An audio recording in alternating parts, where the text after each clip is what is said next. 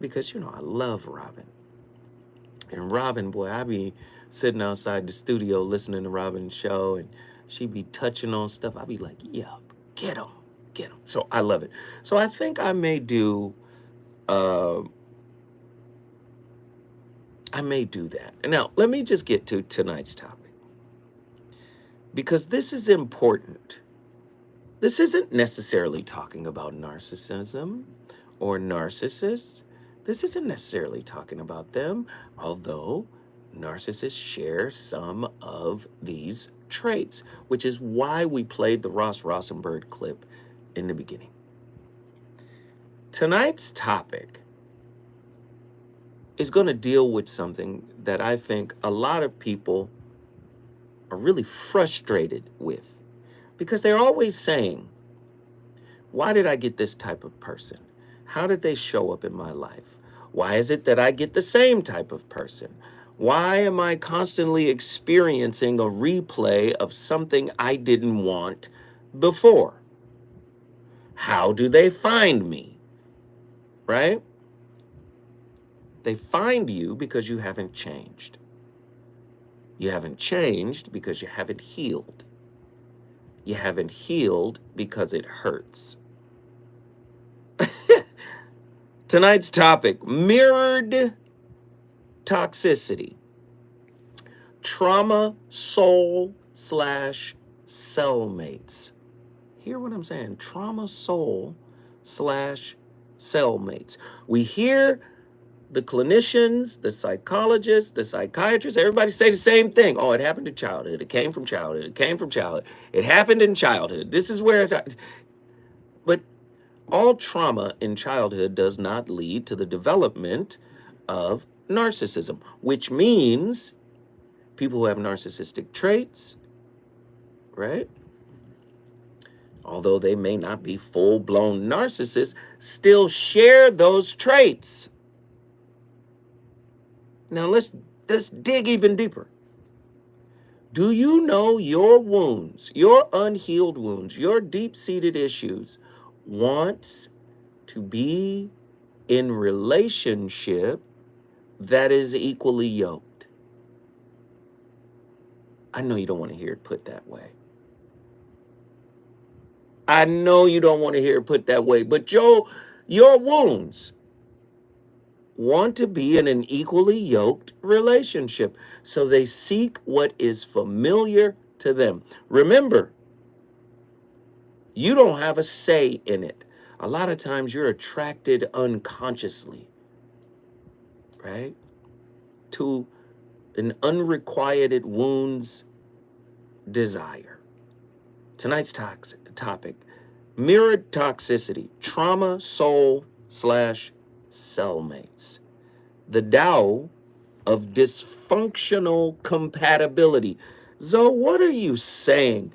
Are you saying that our unhealed wounds are looking for a compatible wound? Yes, a wound mate. Yes, your wounds want a soulmate just like you do. Do you understand? A deeper look at the dance between the pleaser fixer and the taker controller. Oh, this is ugly. What are some key characteristics that SLDDs and narcissists share that allow for the dance between them to take place? If you're an SLDD, this is a Ross Rosenberg term, which means self-love deficient disorder, which is just another word for codependence. The codependence turns out to be a people pleaser. They, kind of marginalize their own needs or push their own needs to the side in order to prop up and build up the taker of control, which is typically the narcissist, right? The reason why I called this topic mirrored toxicity, it's very simple. Mirrored toxicity. Because you have a lot of people out there who seem to think that relationship isn't a mirror and it's random and you get the random good person or you get the random bad person. And let me just go even deeper with the mirror of toxicity. If dysfunction is your norm, you've developed a taste for it. And in developing a taste for it, you could be in a relationship with somebody toxic and in your mind, making it work or extending it or, you know, just pulling it together to you makes sense because dysfunction is your norm, right? You'd be okay with that. This is why when somebody comes into your life that isn't in alignment with your norm, they irritate the demons you've made friends with. They've made, do you understand? They make the demons that is your norm uncomfortable. Their presence, the way they talk, how they communicate starts to irritate you. Like, oh my God, this person it just gets on my nerve. Well, because listen, you do any research on the narcissist, you're going to find out that the relationship is about to go straight to hell in a hypercar. It's about to go to hell. You know why? Because the narcissist loves to perform and behave in a clandestine manner. They don't want to be detected. And the moment you detect the mask, they feel exposed. Now, we know that a narcissist or people with narcissistic tendencies, right, have this sense of confidence, right? Has this winner vibe, like, yeah, I got it together. Everything is good. But deep down inside of the narcissist or someone who is riddled with narcissistic tendencies, you come to discover that there's a deep shame wound, right? A shame wound, right? A narcissist is not going to feel guilt because guilt is closely associated with empathy. They're not going to feel bad. They're not going to feel remorse, but they can feel shame. And this is why they constructed the mask. Do you understand? When I come forward, I'm going to highlight how you date. Oh my God. How you date for wound compatibility. Their wound has to be compatible with mine. It's unconscious for many of you, but yes, wound compatibility. Tonight's topic, mirrored toxicity, trauma soul / cellmates. The Tao of dysfunctional compatibility. It's on and cracking. Let's go.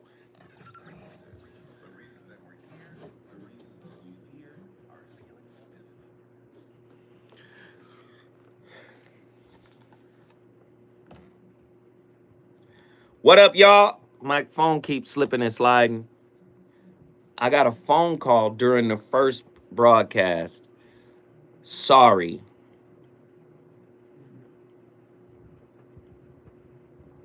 Sorry.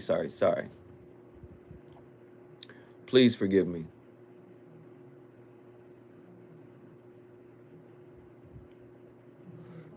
What up? Everybody hit the like button, hit the like button, hit the like button. If you down like I'm down, all you got to do is like it, share it, subscribe. Let's talk. You already know this is a non-judgmental conversation, right? This is a non-judgmental conversation, and it's not a monologue. I'm going to offer the phone lines. If you guys want to call, you could call. All right? If you want to call, you can call. I would love to talk to you. All right?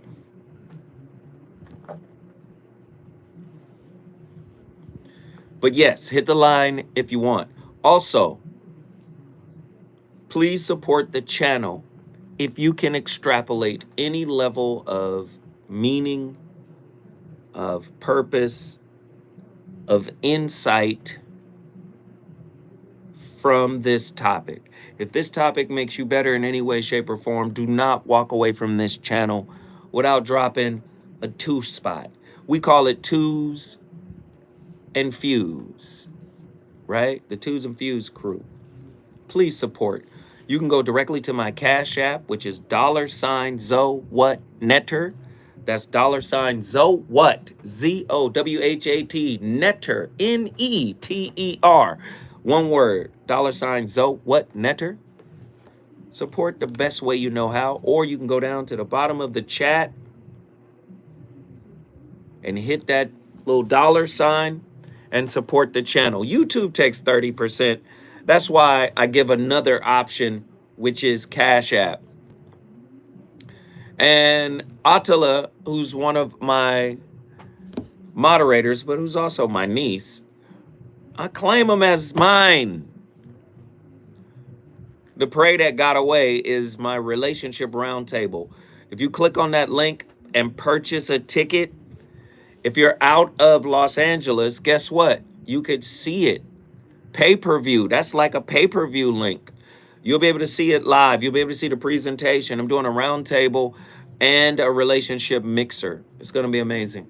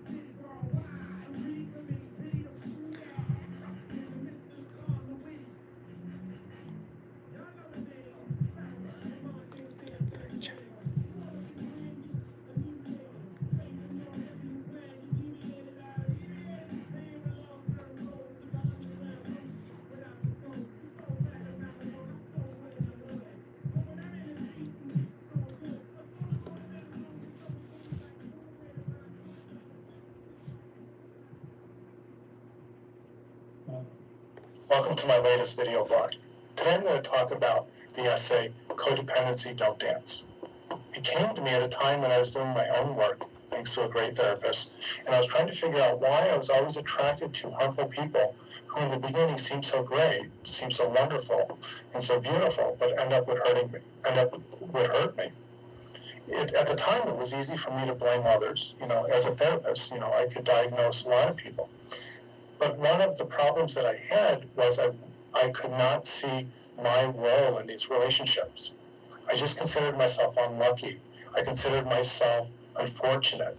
I'm just too good of a guy. I'm always trying to help people, and I get sucked into these bad relationships.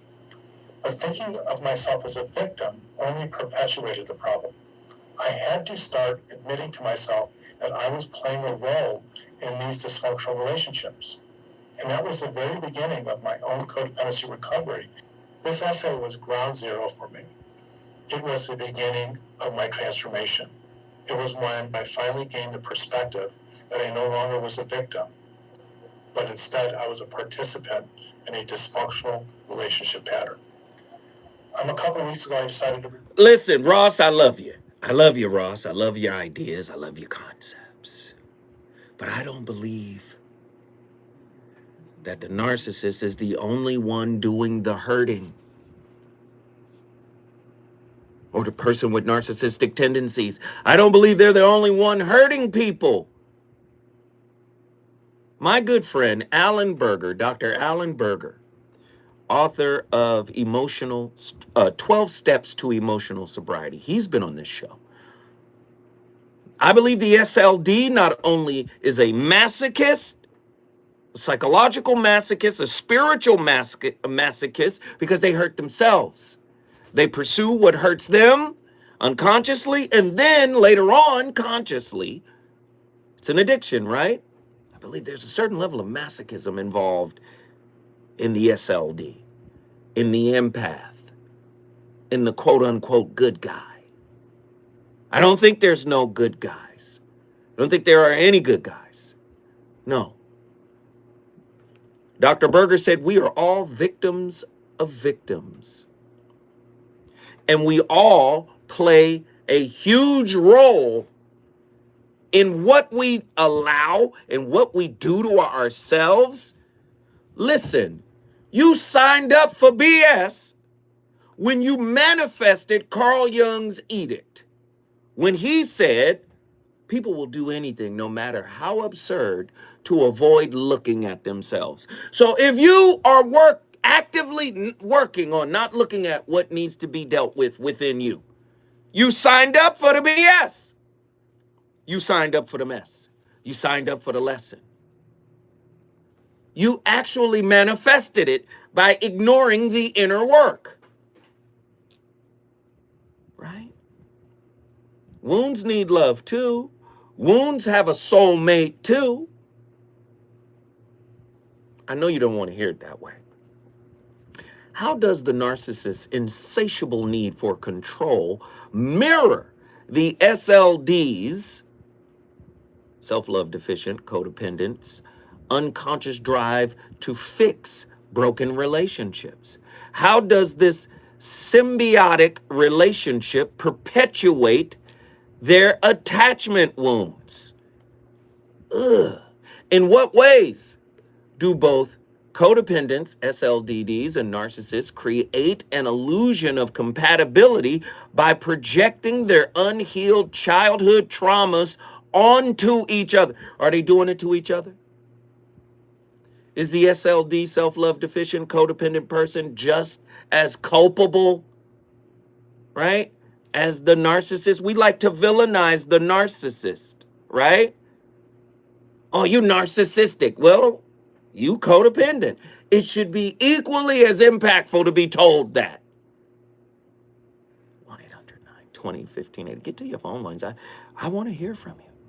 In what ways do both the codependent and narcissist create an illusion of compatibility by projecting their unhealed traumas onto each other? And how does this illusion reinforce their mutual dysfunction?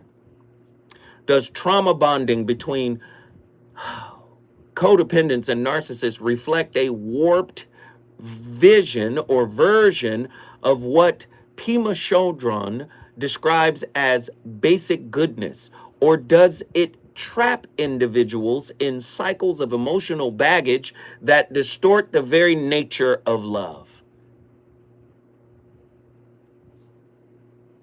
You think somebody did it to you when you did it to yourself internally. You attracted the person that will do it to you because of what you've done to yourself internally. Yes. Yes. If the good aspects of your spirit can find compatibility in the good aspects of another person's spirit, what makes you think the dark side doesn't have a level of compatibility? Are you compatible with your partner's wounds and they with yours? Toxic mirroring. When we come forward, the voice of reason gonna drill down even further.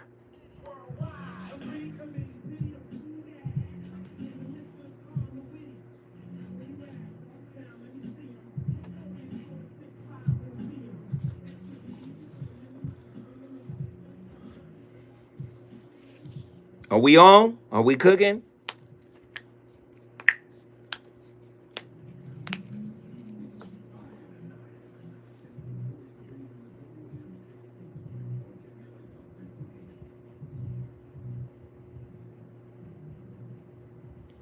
That was the clean version, or as clean as it can get.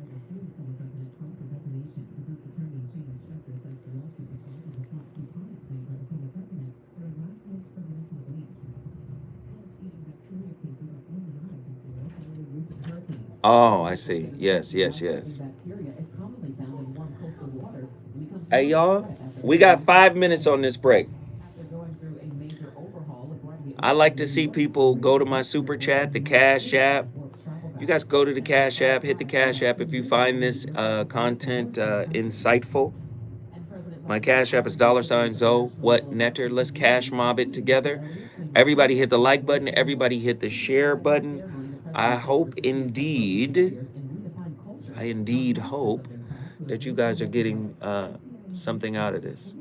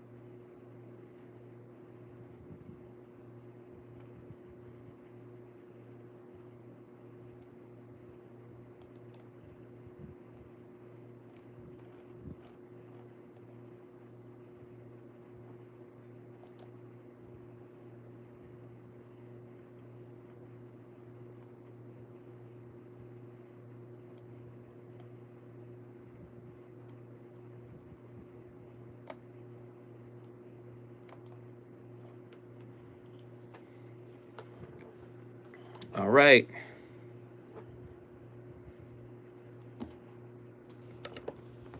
Let's get this thing right. There we go. Let's get it right.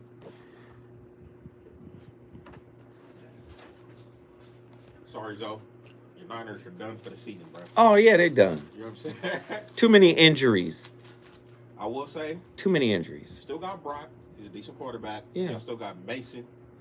Yeah. Y'all still got Kittle, too. So Yeah, just too many injuries. I think your boy Jennings might have to be the main dude now for the receiving. Because Ayuk is done. Ayuk is done, and the way Debo is sounding, he ain't officially done, but I think he's going to be out for a couple weeks. Yeah, yeah. Injuries, man. Yeah, man.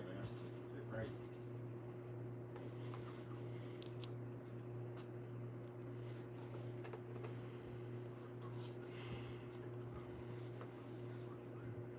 Y'all locked in with me?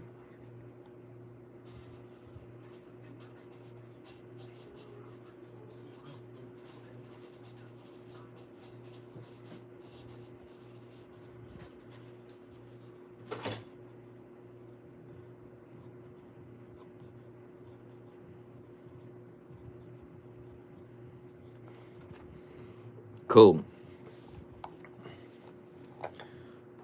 Because that phone ain't ringing, but okay.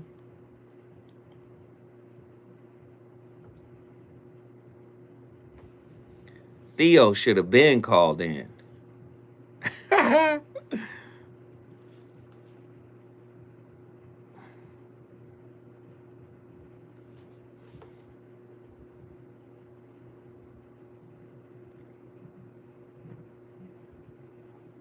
20 seconds. Here we go.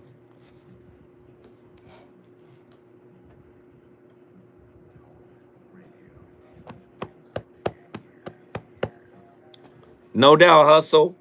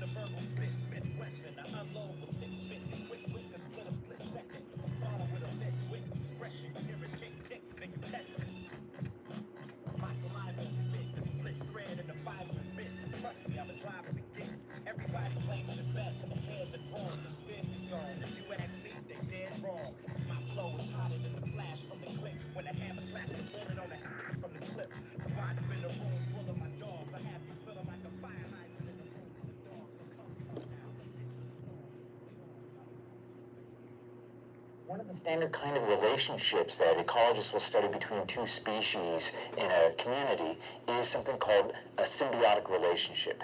Symbiotic relationships are when you have two organisms that live in close contact some or all of their lives.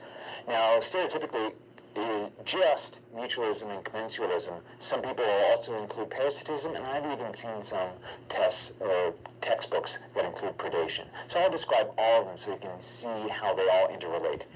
Mutualism is basically when two different creatures both benefit from their relationship. There's many examples of this in nature. For example, cats and humans. Cats get nice shelter, we feed them. What do humans get? Well, they hunt down rodents for us. And in modern times, they've actually found that having a cat helps reduce the amount of negative emotions that people have. Similarly between dogs and humans. Other examples in nature might include lichen is a common example given, where you have a fungus and an algae actually working together. The algae provides glucose from photosynthesis, while the fungus provides water and minerals from the rock that it's able to break down for the algae. Yeah, I hear you, science guy, Bill Nye. And I can extrapolate meaning from what he said and apply it to relationships. Are our wounds in a symbiotic relationship? Is it a parasitic relationship? He said parasitic. But then he also said predation. Is my wound preying on yours, and vice versa? Does trauma bonding between codependents and narcissists reflect a warped version of what Pema Chodron described as basic goodness? Or does it trap individuals in cycles of emotional bondage that distort the very nature of love? How does the narcissist's use of future faking serve as a psychological manipulation tactic that exploits the codependent's deep-seated fear of abandonment? And why do codependents repeatedly fall into this trap despite knowing the pattern? Right? How does the codependent's idea of building a relationship serve as a form of spiritual bypassing, where the dream of partnership becomes a substitute for the actual inner work required to cultivate self-love and healing internally? Does the energetic enmeshment between codependents and narcissists reflect a deeper karmic lesson about self boundaries? And could it be a lesson in learning to dismantle the false egoic attachments that keep them tethered to dysfunction. I'm telling you, when dysfunction is perceived as normal instead of curriculum, it should be seen as curriculum. Oh, there's dysfunction. I must study it. I must I must deconstruct it. I must learn from it. I must rebuild it as something else. I must give it a purpose in a different direction. Many people don't do that. Don't understand how to do that. Right? What we go through is a type of curriculum that is designed to facilitate self-awareness, growth. Do you understand? The dance of dysfunction, exploring the mirror dynamics of codependence and narc-like individuals. I have to keep saying this. Not everybody is a narcissist, but most people have narcissistic tendencies, right? The interplay between the selfless doormat dater, the codependent, the SLDD, the self-love deficient, and the diet narc or the uncut narc, the blue magic narc, emerges as a compelling case study in mirrored toxicity, a phenomenon that not only elucidates the complexities of attachment styles, but also invites a deeper exploration of the existential underpinnings of love, identity, and healing. Through the lens of various influential thinkers, you know who they are by now, we're going to unravel the nuances of this toxic compatibility. We're going to probe the philosophical, the psychological, and the spiritual dimensions that characterize their dance. Somebody's always trying to do more than they're required to. Somebody's always trying to control what is not theirs to control. This is the dance that many of us are in. We don't understand why we're in this dance. We don't understand why we attract these type of people, but they're in our lives. Sometimes we're the controller. Sometimes we're the tap dancer. Sometimes we're the performer. If I perform right, if I do right, and I would say, if you're one, you're capable of being the other. Because guess what? They're a part of the same coin.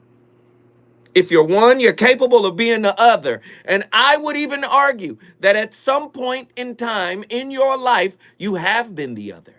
You've been both. You've vacillated. Let's just be honest.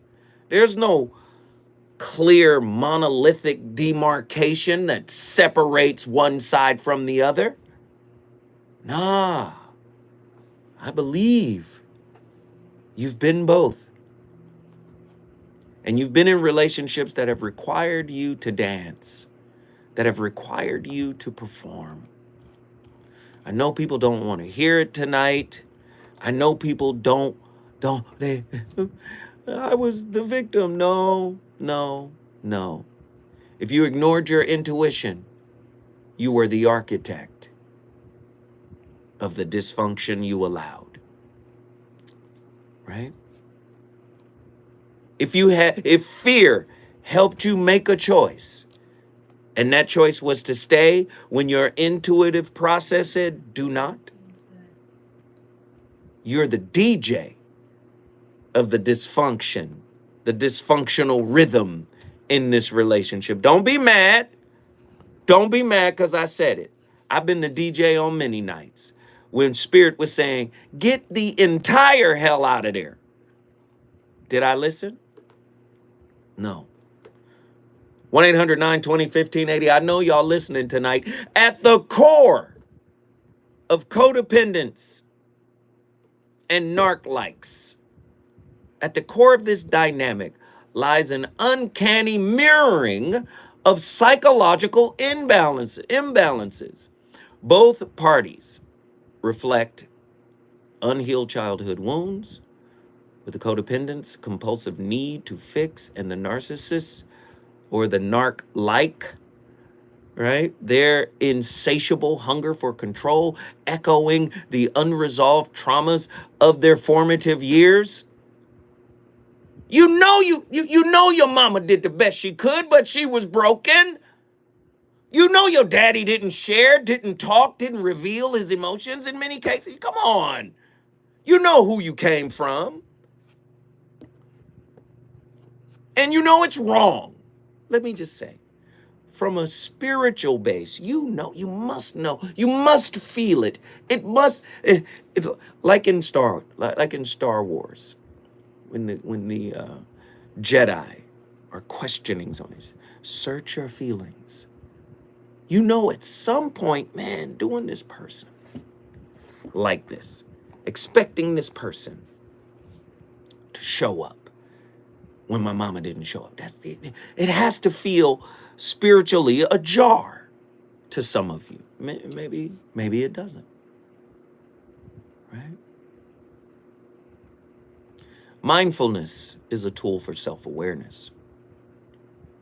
How might an understanding of your attachment styles, particularly the anxious preoccupied and the avoidant dismissive attachment styles, lead to a confrontation with these inner conflicts? Does this awareness hold the potential to foster growth, or are the two doomed to perpetuate their dysfunction? When I come forward, your brother, I'm going to go to the phone lines, because let me just say this. I'm really not frustrated, but I'm up for the task. The way people talk about relationships today is childish, is spiritually childish, right? It's outdated. It's limited. It's a broken construct, ideological construct. I'm sorry. You know, I like to give everybody their flowers. I like to let everybody say what they want to say, but I'm just going to say this, right? I'm going to put this on the table right now. 99% of the people talking about relationships is flawed, because they don't lead with the flaws of self. This is why Zoe is on this journey. I'm learning as much from this topic as you are. That's the first step. Acknowledge you not perfect. The second step is, what's not perfect about you? And what are you doing about it? If you're asking somebody to come into your life and make it all better, it's like playing spiritual hooky. Relationships are designed to reveal you, not conceal you. You want to start the healing process, you got to start the reclamation process. Let me reclaim this. I got this from this toxic aspect of my upbringing. I got stonewalling, or I got avoidant communication. Do you understand what I'm saying? Let's start reclaiming some of the things that we haven't healed. You say, well, if I haven't healed them, are they in me? So why would I have to reclaim them? See, reclaim what you've attempted to bury, right? Psychologically speaking, they would say that's suppression versus repression. One of them is unconscious and the other one is conscious. If you are consciously, trying to pack away what you're supposed to be working on, and then in reverse, because this don't even make sense to me. I'm gonna pack away what I should be confronting.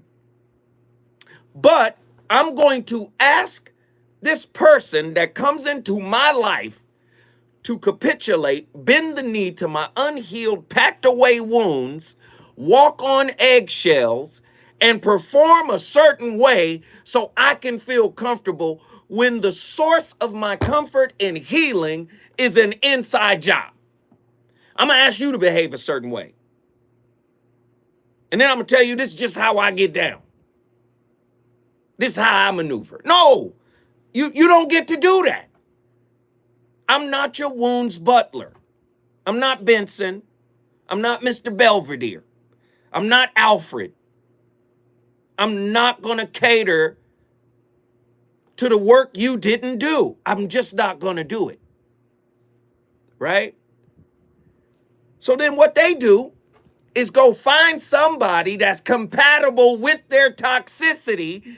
They go dance with them. They go perform for them. They go do all the things they wouldn't do with you.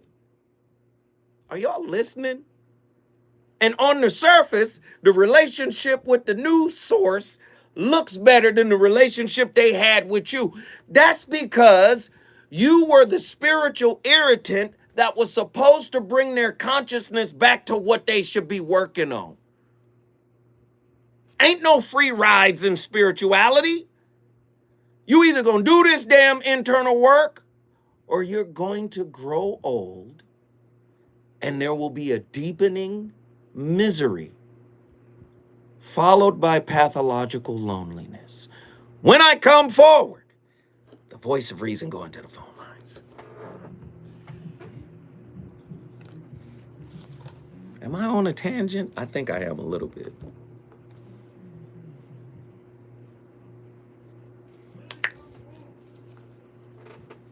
Am I on a tangent?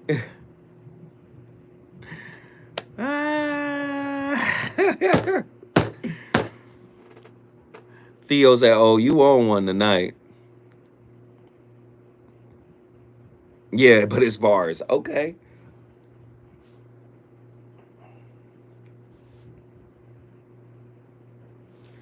I got the screen tilted like an old Batman episode. It's going crazy right now. Bernice Parker. Dear ladies and gentlemen, just because you have a mouth doesn't mean you should have a platform and spew out such toxic crap.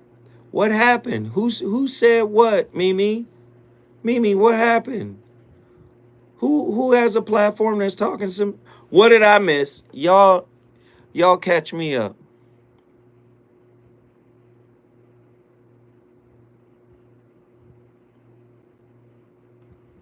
Who said what? Who did something toxic to Mimi?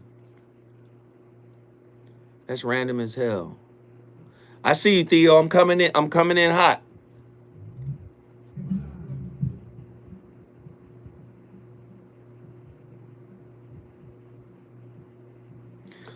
No, what happened? That was hell. She's speaking in general. Oh, okay. All right. I just didn't know. I'm like, what happened?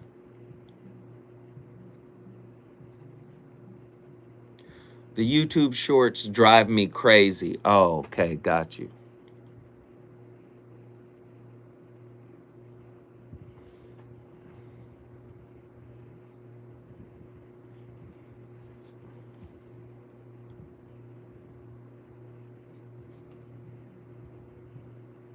Everybody hit the like button, hit the like button, hit the like button. Don't forget, go to my Cash App, $Zoe or hit the super chat. The super chat is the little $ down at the bottom of the channel. Whatever you can give, whatever you could do, we'd appreciate it. Thank you, thank you, thank you. Your algorithm needs a detox. And if you want to call in and share some of your thoughts, 30 seconds. You want to call in? Call in. The number to dial, 1-800-920-1580. Moderators, please put in the number.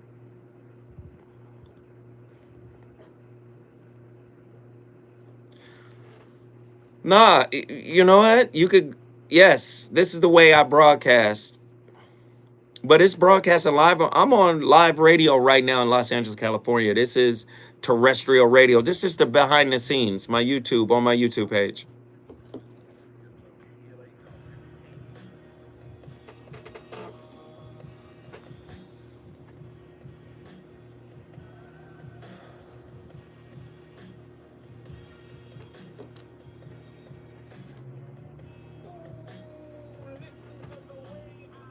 Slay your crew.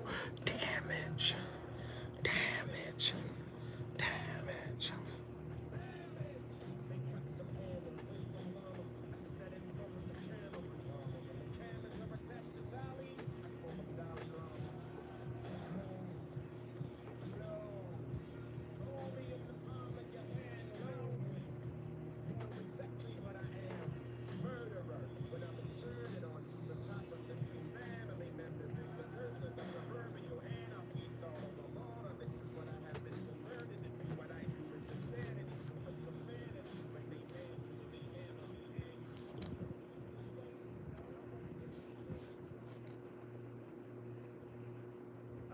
any change. So once you're a narcissist, that's it.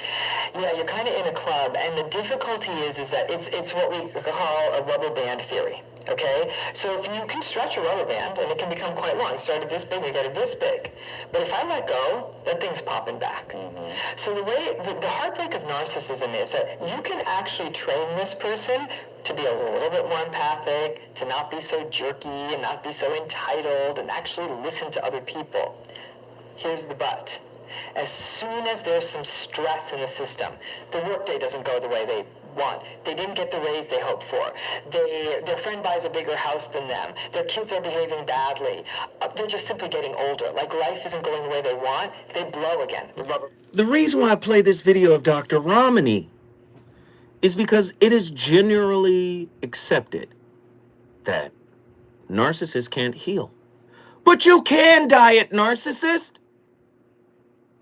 You can.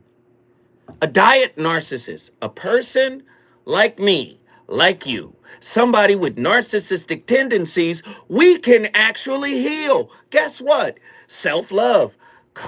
Self-love deficient people, SLDDs. You know what the cure to self-love deficiency is? The codependence, you know what it is? Self-love. So the SLDD and the diet narc can heal. Right?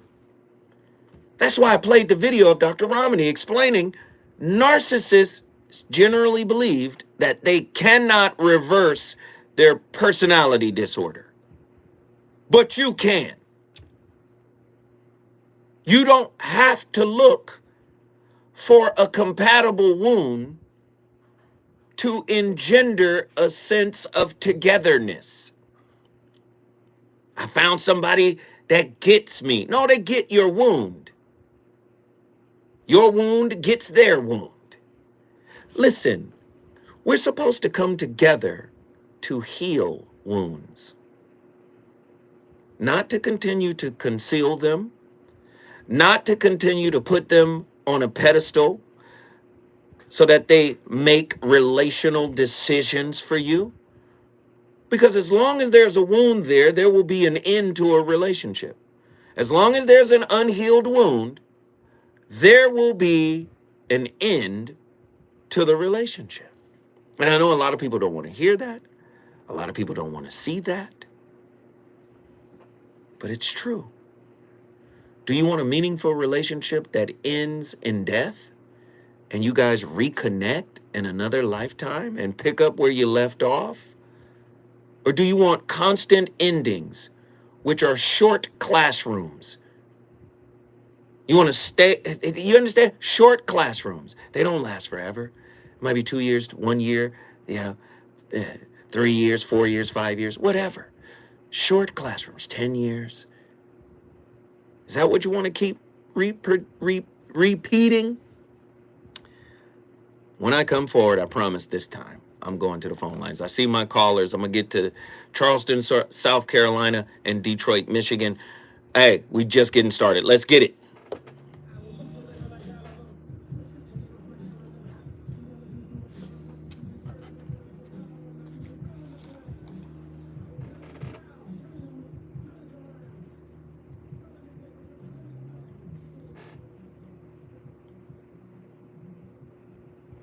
Might as well walk in a circle. It's funny.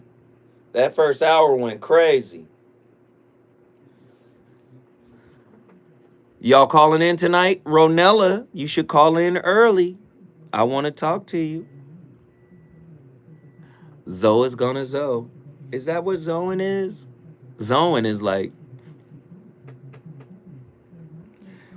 So, my new TV show right now is The Penguin. Me and my daughter, we watch it. You know. And we don't watch it on Sundays. Right? It's an amazing show. I think it's awesome. We watch it on Mondays before the Zoe What show. Zoism as coined by Mimi, right? We watch it on Mondays before the Zoe What morning show. And she was like, Colin Farrell the actor is a Gemini, and the character he plays is very mercurial, like a Gemini. Anything that happens to this guy, he figures out a way to evolve, to adapt, to adjust, to do whatever, you know. And she was like, Oz is the reverse of Zoe. I said, I'm not the penguin if that's what you say. She was like, no, you're not like a criminal mind or anything like that. But she was like, the actor's a Gemini. He displays Gemini tendencies with regards to adaptability. And she was like, I just see you adjust. Something happens to you, you figure it out. She was like, some go wrong, you figure out something.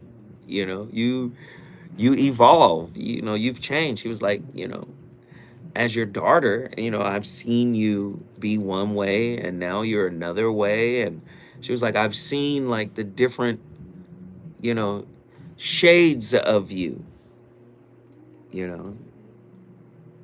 She was like, all the women in our family, she was like, they have a story about you. And I was like, well, what is the story?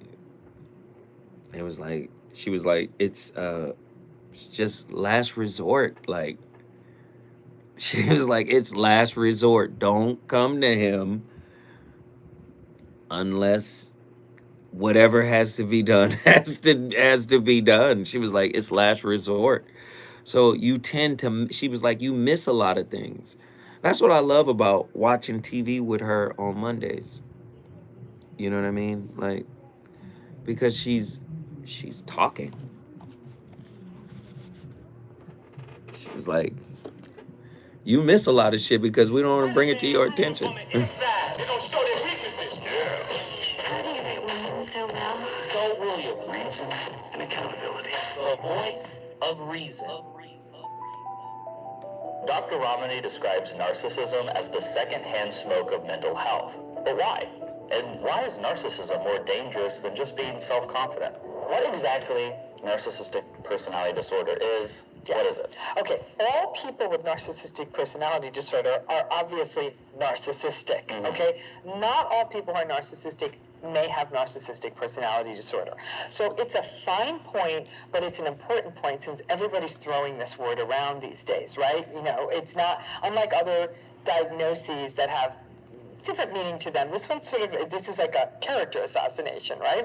So when we talk about narcissistic personality disorder, there's a long list of patterns, and they have to have 5 of the 9 on that list. Yes. It has to be something we call pervasive, meaning it cuts across situations with a variety of people, at work, at home. It's not just like they're narcissistic to only you and they're nice to everyone in the world. It tends to be pervasive. But here's the rub.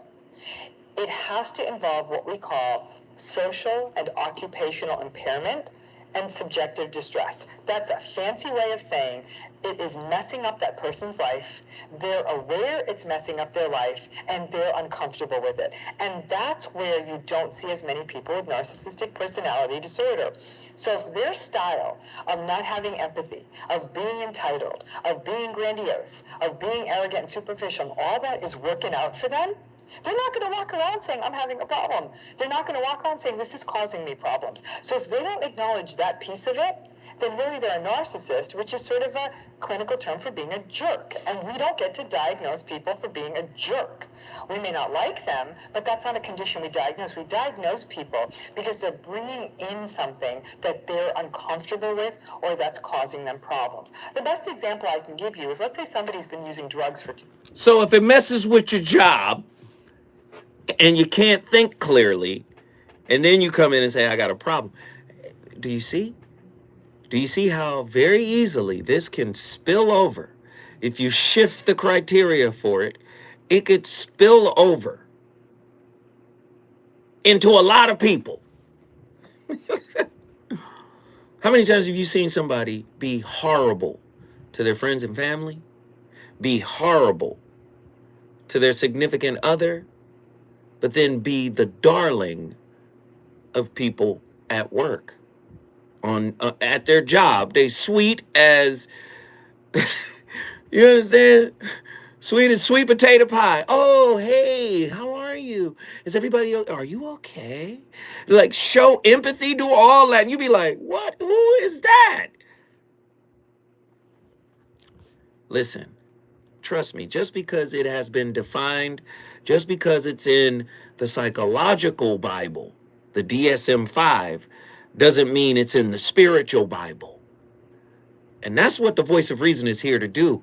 I'm here to create this nexus between the metaphysical, the philosophical, the spiritual, as well as the clinical. Right? Mirrored toxicity, trauma soulmates or cellmates, the Tao of dysfunctional compatibility. And don't act like we haven't heard men and women say that they are attracted to certain toxic traits. Hip hop is covered in it. Attracted to certain toxic traits. Who you think the bad boy is? Huh? For many women, who do you think the bad boy is? And the delusion in their mind is, I get the bad boy and I'll be able to direct him. He won't be bad to me. Huh? What about the woman with the mouth? Oh, I like a woman with a smart mouth. I like a woman with a little attitude. Really? Let's just keep it a buck. We got callers on the line. Let's get him in here. Theo, get up in here, brother. What are your thoughts on tonight's topic? Man, you got me over here trying with the with the analogy that you gave as far as seeing somebody in real time, but you know it's an act, it's a front. It's like, wait a minute, that's not how you really are. You're only doing that because your customers are here. I get that. I get it. You know what I mean? So you have to have some level of professionalism in the real world.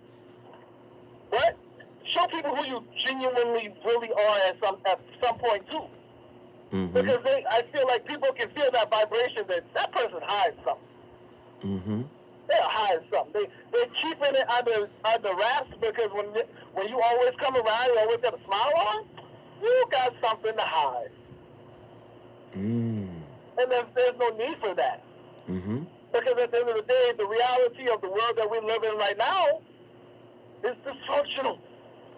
Mm-hmm. Everybody is, like you say, there's no measure of good health to be fully integrated into society. So stop acting like you're so, I use the word perfectionist. There's no need to do that. Be who you are. And everything else should follow from that point. So talk to us, Theo. How easy is it for you to be who you are? Daily. No, I said not how often. I didn't say how often. I said how easy is it for you to be who you are? How easy is it for me to be who I am? Yes. As a person? The real you. Listen, that part comes with a smile, though. But how easy is it? Is it a difficult task? Has it gotten easier over time? How easy is it to be the real you? I guess it's gotten easier over time because I can, when people open their mouth, I already know what to expect. When if I say to a person, "Oh, my day is going good," if you don't ask more in depth, I know you don't really care. So why am I going to go into further details about my day when I know you really don't care? You like to play, and Theo. I know you know what that means, though. Theo, you like to play. You know exactly what I mean. You like to play. I'm asking you a question to open the door to go in, and you want to scrape around the edges. I'm gonna ask you again. How easy is it to be the real you? I believe it's easy. Right? And you've been doing work, so I wouldn't argue and say that it isn't easy, right, for you. Right. Right? I don't know how many years you've been in the trenches of this internal war that requires you to heal yourself. All I can go on is some of the things that you have said on the air. Now, I don't Well, want. let me give you an indication, though. Let me give you an Yes, indication. please give it. Yes, come on. Okay, 14 years ago, on this, not on this particular platform, but a brother named Zoo came over and said something to me, and internally, not directly to me, but something kicked in me that said he's right. I had to mirror that situation at that very moment and look at myself and say, dang, Theo, have we been being accountable? Or have we been placing blame on everybody else that came into my life? At that point, I had to face that reality and eat those words. I had to eat that. It wasn't easy being accountable. Okay, I like that. So let me ask you, how do your unhealed wounds, because I know you still got some, Mm-hmm. how do those wounds contribute to the problems, the conflict, and potentially the eventual downfall of relationships you've been in? How do they contribute? Yeah, those unhealed wounds. First, by recognizing there's a part of me that is still unhealed. The inner child. I'm still working with that. I'm still working with letting the inner child know that I got him. Okay, so wait, but you're not really answering the question. I said, how do they break the relationship down? Those unhealed wounds. Not how do you recognize them. I said, how do they contribute to the eventual downfall of your intimate interactions? How?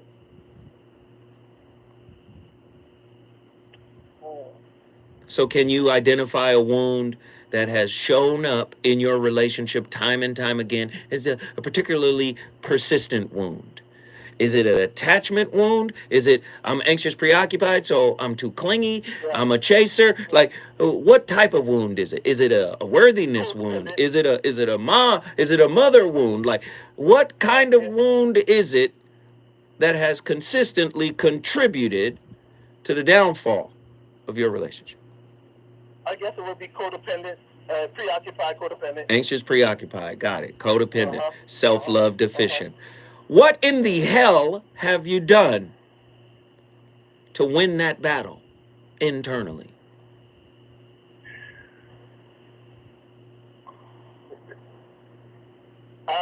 Other than spend time with myself in dark spaces, that's about it. Just spend time with yourself in dark spaces. Yep. Do you know how to empathize with your wound? Oh, yes.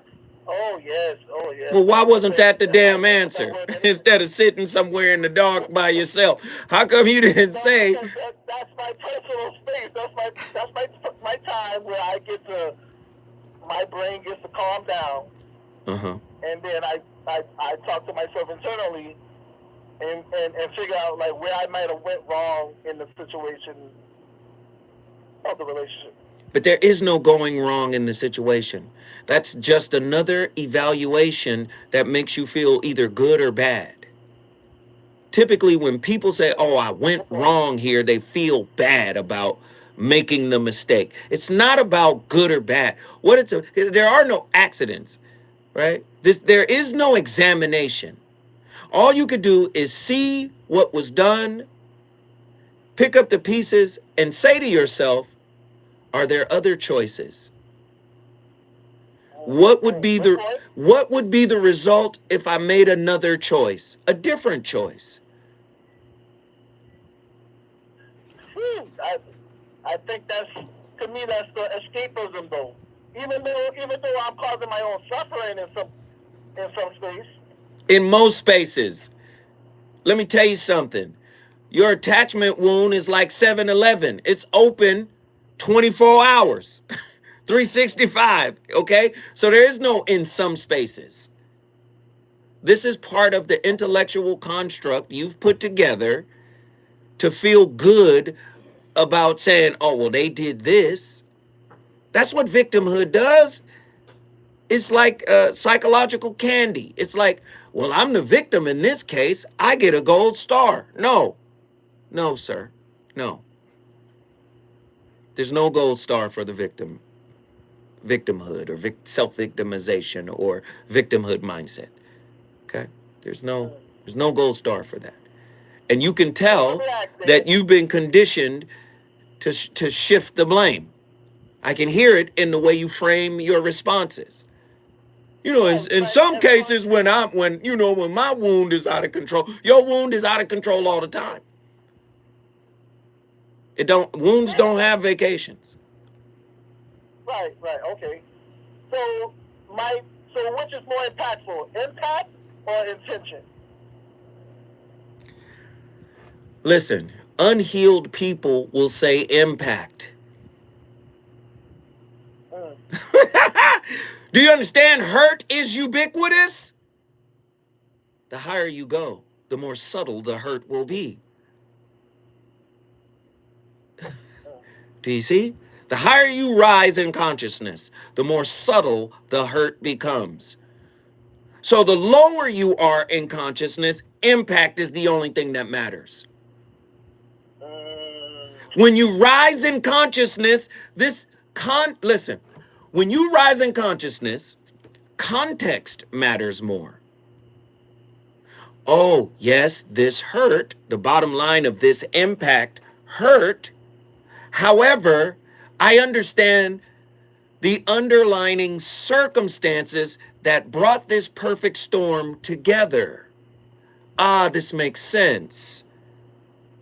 And oftentimes, when you're of a higher consciousness level, not saying that I am, but when you're of a higher consciousness level, you know what happens? The knowledge of what happened and how it happened satiates the pain of what happened. For many people, they live in a pain that you can't imagine because they don't know what happened. That's why closure is such a big deal. Do you understand what I'm saying? Do you follow? Yeah, oh, believe me, I do. Right? That's what I'm saying. Don't call in here acting like you got it together. You know I'm going to stay on top. No, listen. I've been watching for a long time. Every time you call in here like, yeah, man, I got it. I got the Oscar for being healed. No, you didn't. That was rehearsal, That was Oscar rehearsals. That wasn't a real Oscar. You still got work to do. Plenty. Wounds are not forever. All right, brother. I appreciate you coming in here, man. I love talking to you, man. When I come forward, man. Who else want to come in here? I got somebody else on the line. We gonna talk. Because I know our wounds are attracted to each other. That's why we find each other irresistible. When we come forward, we're going to talk more about it.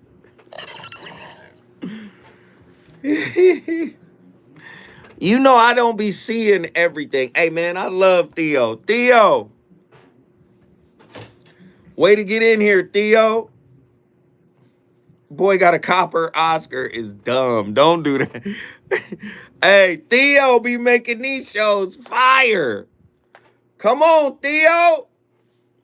Theo came in like, get off me. Get off me. Leave me alone. Remember Michael Jackson in Bad? Come on, you want to see who's bad?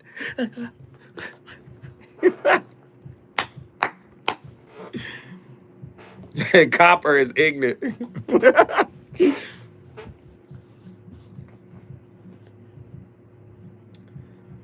Theo tried to come in here and say tortoise shells. It's tortoise shells.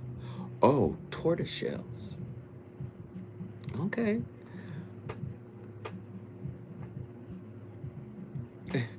What up, Eddie? Big Chris. We up in here wilding right now, Chris. This is a whole different kind of show. Attila, how come you ain't on the line? Where my people at? Get on the phone lines. Y'all can't tell me, Ricky.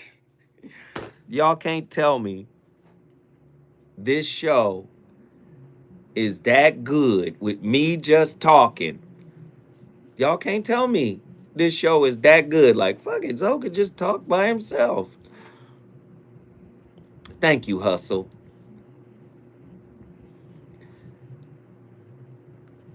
I know how you get. Come on, man. I call in all the time. Let some of these D students don't do that.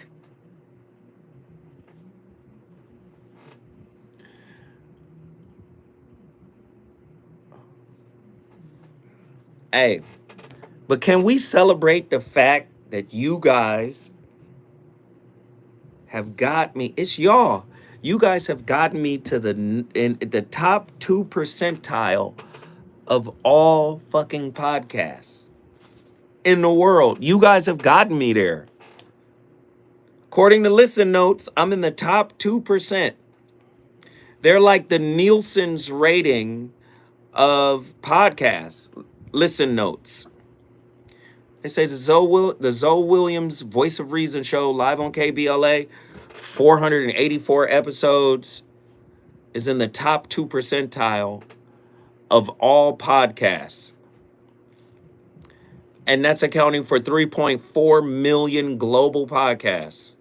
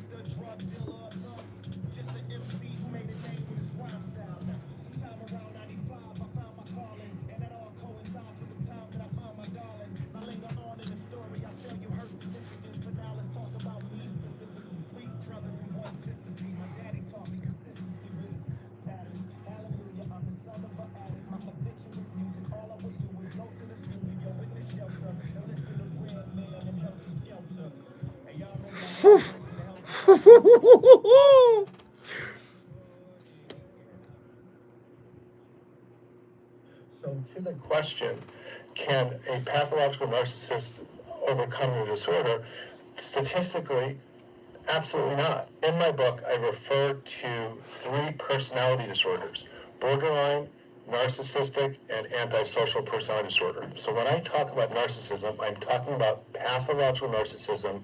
A person with a personality disorder is unable or barely able to understand their own problem and how it affects others.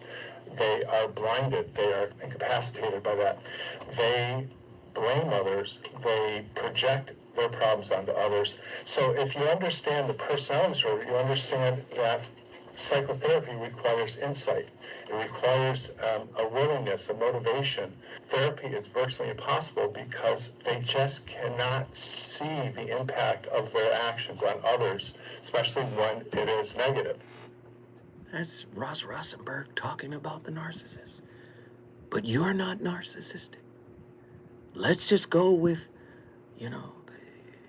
the common ethos out there, right? Narcissism is very few, far and wide in between. We are not narcissists. But I believe most of us suffer from narcissistic tendencies. And I believe most of us are afraid to look at ourselves deeply and take responsibility for who we are and how we show up in relationships and how what is unhealed in us corrodes and distorts and contaminates our relationships, and then we turn around and blame somebody else. So maybe we're not narcissistic, right? Maybe we're not suffering from NPD, but I believe all of us are riddled with narcissistic tendencies. And yo, when you lie to yourself, is that not self-gaslighting? When you tell yourself you didn't do something that you actually did to yourself, is that not a form of self-gaslighting? And if you harm yourself in that way, are you not a magnet for somebody to come in and harm you more? Harm you in the same way you harm yourself? I'm just asking. Pima Chodron, the most fundamental aggression to ourselves, the most fundamental harm we can do to ourselves is to remain ignorant by not having the courage and the respect to look at ourselves honestly and gently.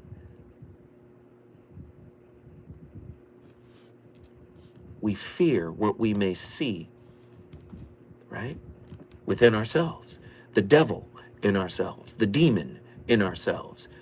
We always want to act high and mighty, like when we walk in the room, our goodness, our light, our blessed countenance, our blessed countenance irritates the demons of others. No, our demons are on the inside, burning and bubbling and bursting when we come in contact with those that will not capitulate to our inner demons. Patrick Carnes, the addict, must learn to live in the present, not in the past or the future. Deepak Chopra, in the midst of movement and chaos, keep stillness inside of you. No, but the wounds are moving, the wounds are shifting, the wounds are anxious, the wounds are anxious, preoccupied. The wounds want to dictate and control everything. Whether you see yourself as a victim or the victor, right? Robert Anton Wilson, you are precisely as big as what you love and precisely as small as what you allow to annoy you. Babette Rothschild, the body remembers what the mind tries to forget. Do you understand what's happening? You're going to date what you haven't healed. You're going to marry what you haven't healed. Typically in relationship, the external performs like your, listen to what I'm about to say, performs like your ideal of what you think a person is supposed to be. But the ideal is usually concealing the real. So I'm going to perform in the way you want me to act, but really I am the irritant you've been trying to avoid. When I come forward, we're going to go back to the phone lines because people want to talk. Let's get it.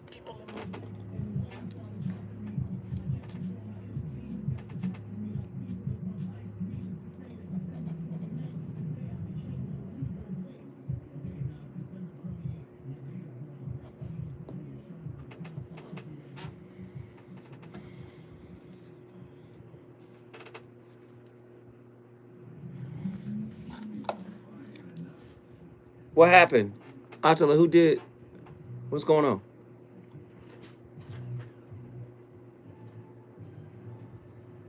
I'm Amber Payton with 4 Things You Should Know from BIN News. The exonerated Central Park 5 is suing former President Trump for defamation. The group's attorney, Shane Spector, says the lawsuit was followed What happened? to comments made by the former president. What am I missing? I be missing stuff. Eating bacteria cases are on the rise. Scooby-Doo side of the game? What are you talking about? I want to know what y'all talking about.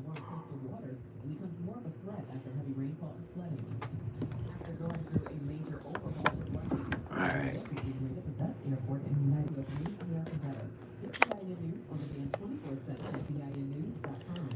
So, Mo D just called me. That's what interrupted the first. That's what interrupted the first broadcast. He called me talking about the damn Celtics. I don't give a damn about the Celtics. He's a Celtics fan.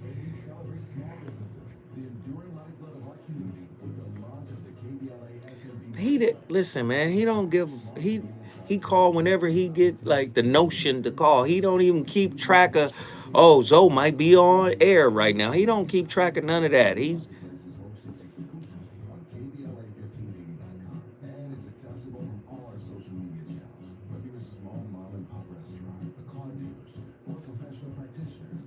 Just calling. Then I text him, "Hey, bro, I'm on the air."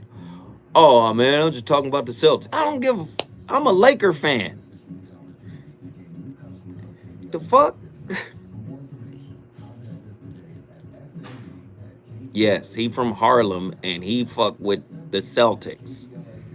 And you know he has some philosophical ideation for why, they were the first to have black players and a black coach and okay, all right, man. I'm purple and gold, dog. Like, I don't know what to tell you.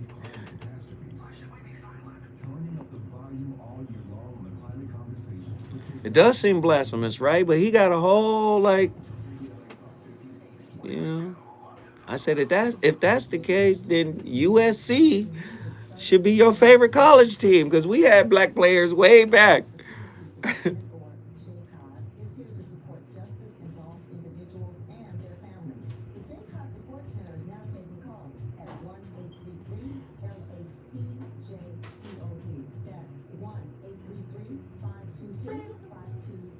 No, I mean he always got some philosophical construct for why he does a certain thing.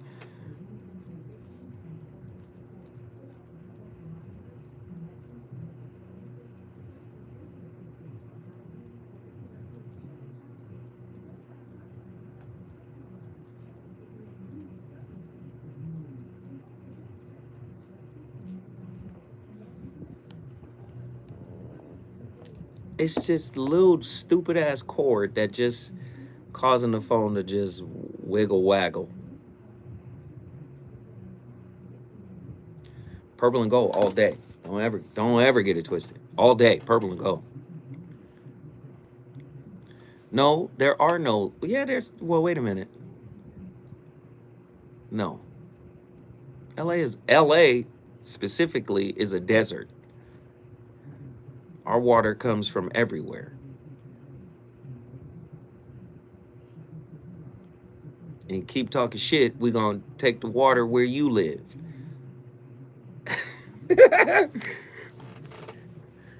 Be like, hey, unask that water. We got the bread to pay for it. Unask the water. The niggas that used to be drinking this water, no more drinking.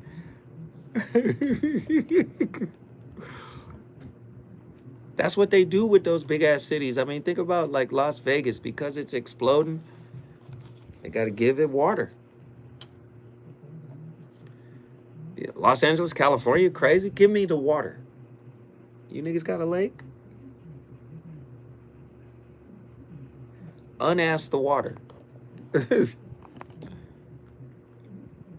Y'all got water?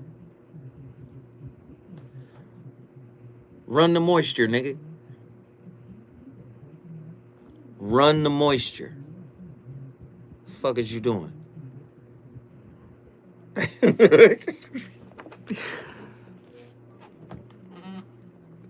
It's dead ass.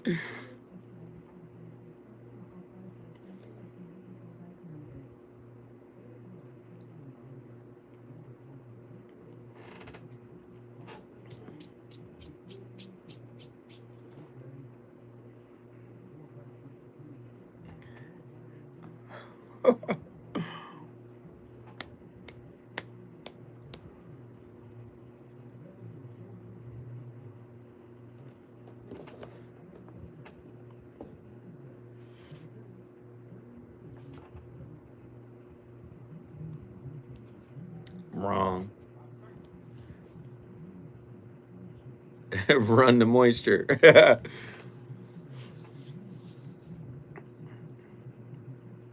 30 seconds.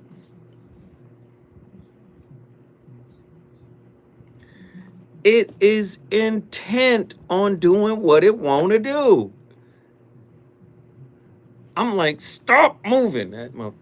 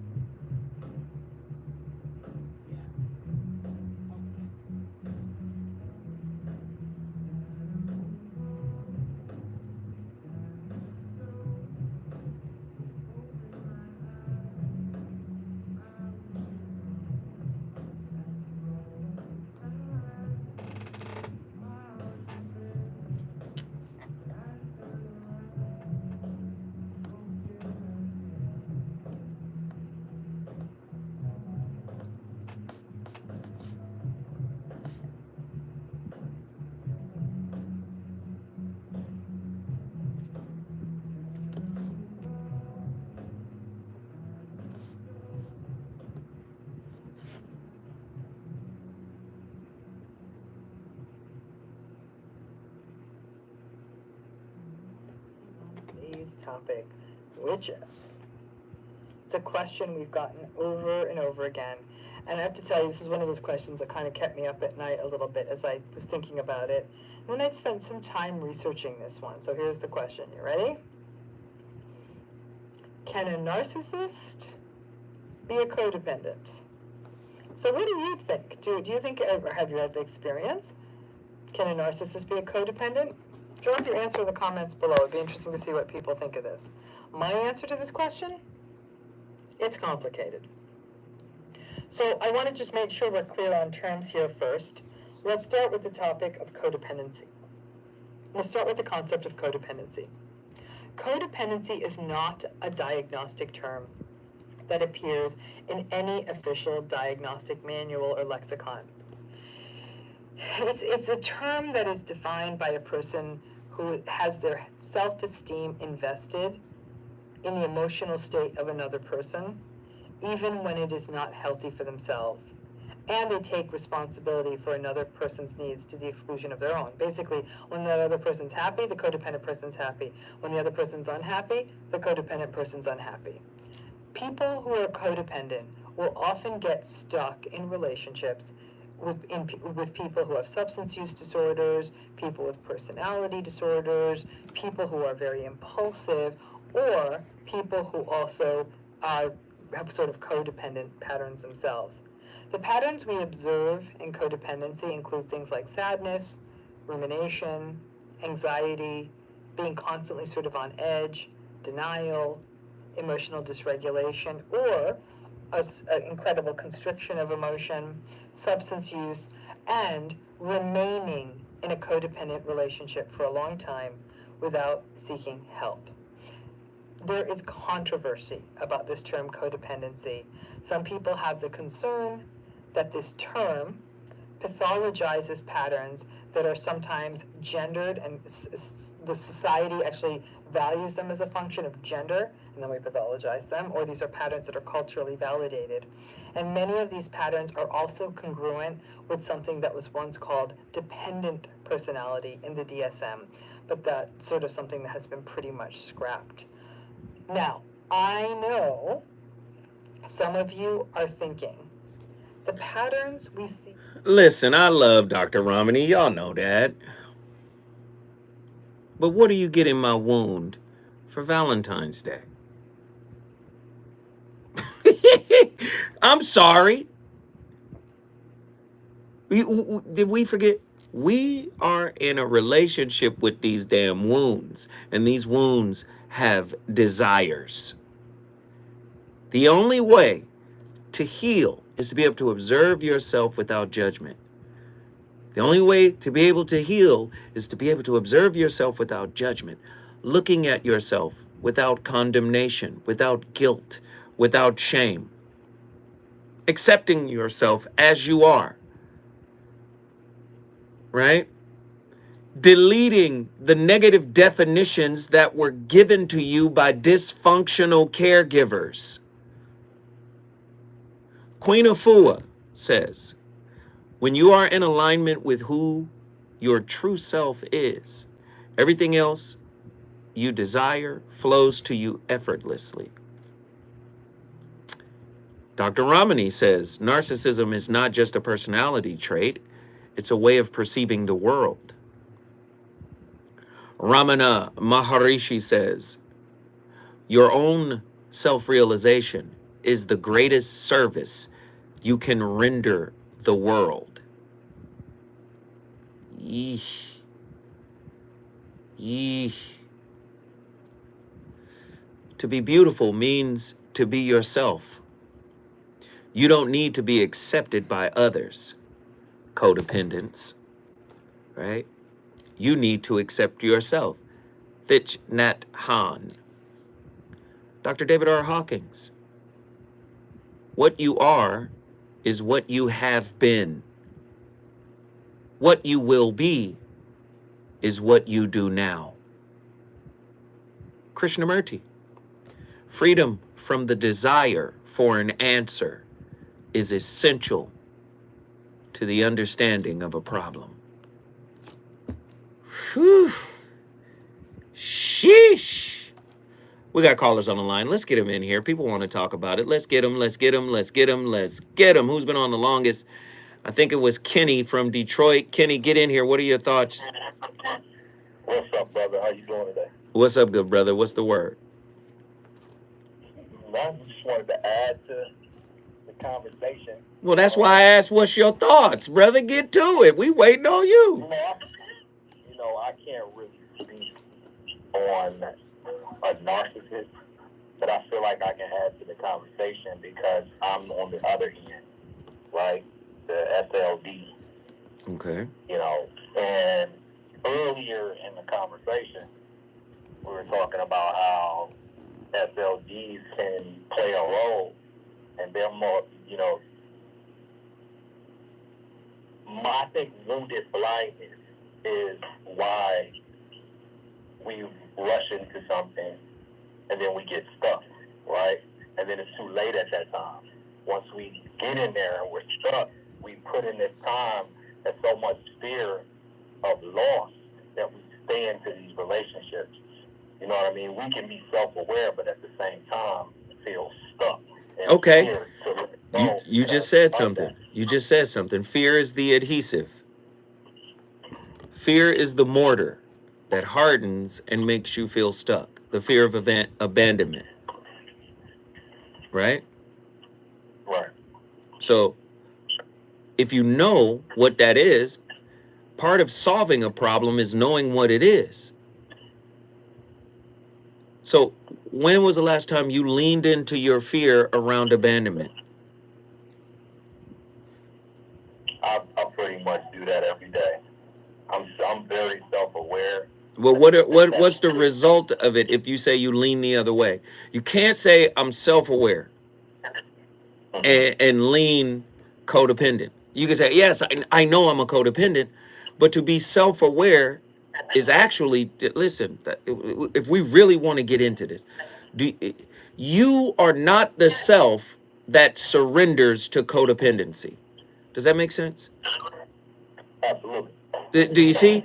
So it's to me it's a contradiction to say, oh, I'm self-aware. No, you should say, I know what my problem is, not I'm self-aware, because self-awareness is an extension of self-love, self-acceptance, and ultimately freedom, self-freedom, freedom from the ego, freedom from the center. Does that make sense? Absolutely. So let's say you know what the problem is, right? Yes, I do. So what you gonna do about it? That is the big question mark. I work hard on understanding where it comes from, the intergenerational traumas, Mm-hmm. things of that sort. Working working on, having getting into therapy. I had a therapy session today. Right. Really getting and understanding why my mind is so scattered, why I'm not, what are my values? Why am I staying into this situation? What is causing it? Like, it's just it's day-to-day, I hate to say it, but like a day-to-day struggle. Mm-hmm. You got to get up every day and just fight to figure out how to be self-aware and love yourself even more. Because like you said, I should say that I'm self-aware, but then that self-love is not reciprocating. So it doesn't really align. So I may feel that I'm self-aware, but I still have work to do. Man, let me just say this, Kenny. This is the realest conversation you've ever had on the Voice of Reason, bro. And I just got to give you love and show love to you, man, for being so open and transparent and honest, man. This was a real discussion, bro.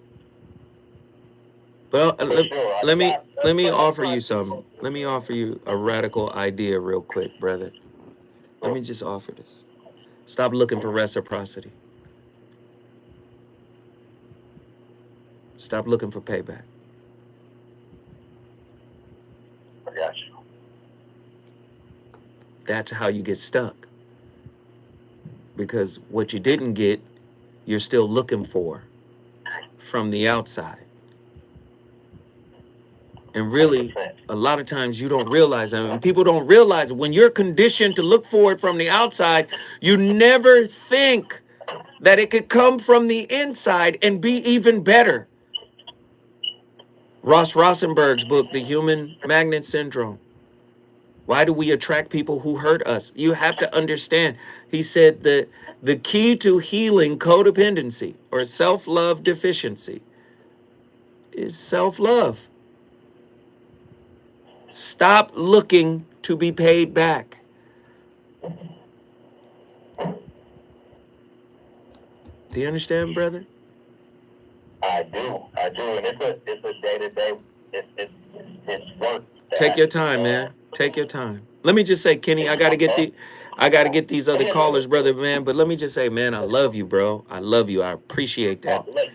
Thank you, man. Kenny from Detroit is in the building. If you want to bring your city in the building, all you got to do is call me at 1-800-920-1580. We got Dallas, Texas, and of course, Miami, Florida.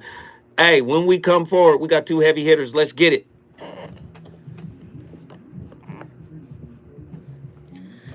Hustle, I just noticed you was on the damn phone.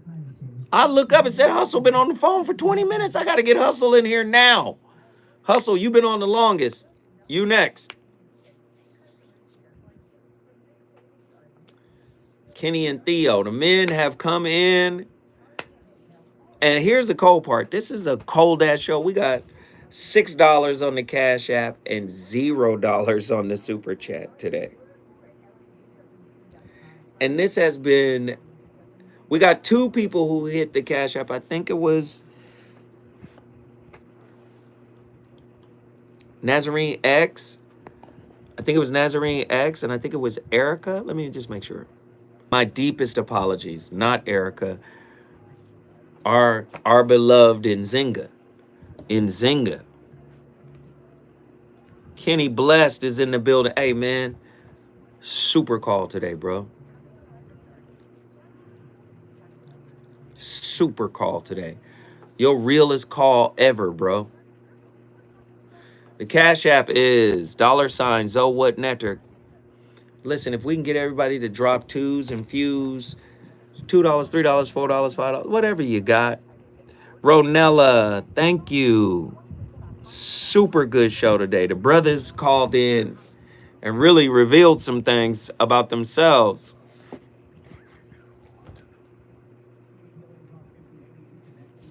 This phone is a mess. It's because this isn't an iPhone holder. Like, I gotta just buy one tomorrow.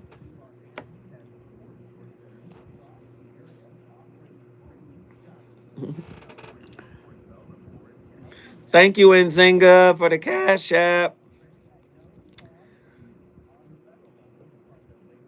Thank you, Nazarene X, for the Cash App. And thank all of the moderators for keeping the peace. Yeah, fuck your couch.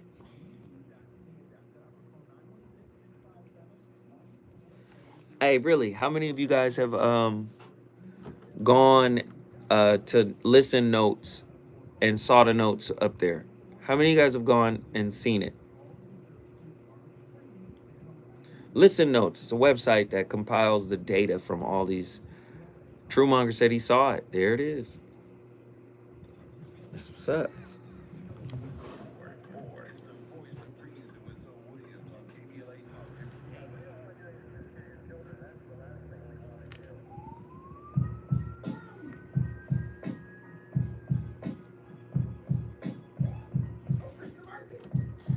Oh, wait a minute. Dang, we gotta do it.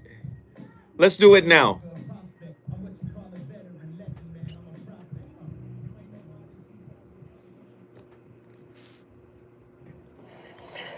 Your parents hurt you when you were a child. Your friends when you were a child or boy hurt you psychologically. Then the school they hurt you by saying you must be as clever as your brother or your uncle or your headmaster or whatever. You must, and then college, you pass exams, and if you fail, you're hurt. And if you don't get a job, you're hurt. Everything in the world is put together so that it hurts you. Our education, which is so rotten, hurts you. So, you are hurt. Do you actually realize that you are hurt? I'm sorry. We should have played that earlier. My God. Hey, Krishnamurti, he don't hold no punches. Every aspect of our lives is hurting us, including us. Yeesh. And we find comfort in that when we date somebody that looks like us, that feels like us, that mirrors our shadow.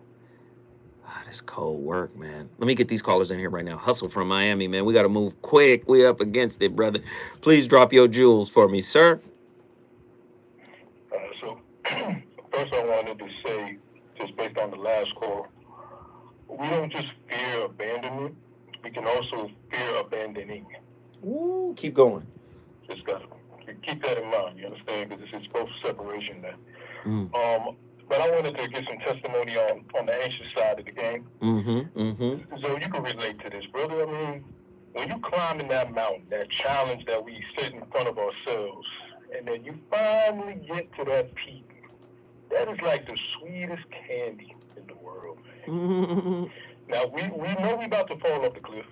The cliff is coming. It's kind of like hitting the jackpot, right? We hit the numbers. Right. But the house always wins. You get what I'm saying? The universe, the house, it always wins. The house always wins. I love that. The universe is Vegas. It's always going to get its money back. It's true. Yeah, man. Hey, brother, I appreciate you, man. Thank you for always supporting the show, man. You my brother from another mother for life, my friend. You brought Miami, Florida in the building. Now we're going to bounce over to Dallas, Texas. Dallas, get up in here, roguish. Let's talk. You got to keep it quick, though. Let's go. Let's do it. One hit quitter. When it comes to the trauma or the wounds, as Christian Reddy said earlier, it's the entirety of the environment which would induce such wounds. So perhaps maybe those who are wounded interact with one another in an element to organically attempt to assist with each other's wounds. And what comes from that, but or are we supposed to tend to our own wounds and then try to present yourself as your most healed to your potential partner? All we need to do is not assist. The assisting is automatic. It's spiritual. All we have to do is exist in proximity. I can't heal your wound. She can't heal my wound. But when we come into proximity, right, of each other, And the wounds recognize each other, and the central nervous system starts to relate and mirror. So you know what happens? We become aware of certain pains that we may have pushed aside, right? We become aware of certain discomforts. So it's not that I can do something specific to heal your wounds, right? I could be as pleasant, I could be as communicative, as open, as respectful, but if you're not healed, none of that stuff seems right. You might attack me for being that way, right? But the fact that I'm in your presence and my wound is like a polar opposite of your wound, and they irritate each other. The irritation is like the doorbell. The irritation is actually the invitation. It's not the invitation for me to do something different so that you're not irritated. The invitation is for you. The irritation is the invitation for you to say, wow, that is still in me? Whoa, I didn't know I would respond this way in the presence of this type of stimuli. Self-awareness. Does that make sense? Hey, man, once again, brother, man. Rogish, I appreciate you for bringing Dallas, Texas in the building. You already know your brother Zoe likes to kick up dust. I'll be back tomorrow with another slapper. Don't be afraid to call in. Non-judgmental conversation. I love you all. But guess what? Another heater is on the way tomorrow. Deuces.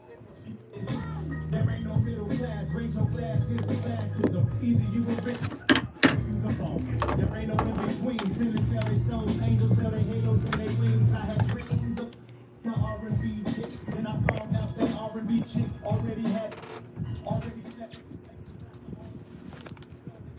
Yeah. Yo, that was good. They be calling too late. I be wanting to cook early. Hey, great show, bro. I be wanting to get it on early.